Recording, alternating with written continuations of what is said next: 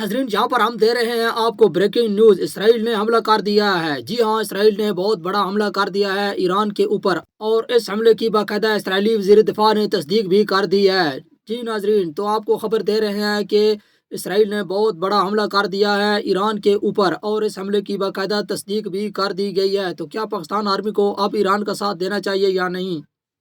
Iran पर हमला कर दिया गया है। ईरान के दारुल हुकूमत तेहरान में धमाका हुआ है। ईरानी मीडिया के मुताबिक ईरान के दारुल हुकूमत तेहरान में धमाके की आवाज़ें सुनी गई हैं और ईरान की जानिब से खतरात की वजह से ये हमले शुरू किए गए, ऐसा कहना था इसराइली वज़ीर दिफा का। तो इसराइली वज़ीर दिफा ने कन्फर्म किया ईरान पर हमला।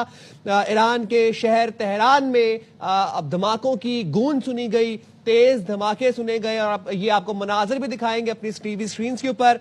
ईरान पर इसराइल ने हमला किया है जिसकी तस्दीक इसराइली वजीर दिफा ने की है। ईरान के शहर तेहरान में धमाकों की गूंज सुनी गई। ये तेहरान के मनाजर हैं आपकी स्क्रीन के ऊपर, जहां पर तेज धमाकों से शहरी लरज उठे, और ये मनाजर अपनी स्क्रीन पर आप मुलाहिजा कर सकते हैं। इसराइल ने ईरान के ऊपर धमाका किया है और हमला किया है, और ये बहुत जोरदार धमाका था।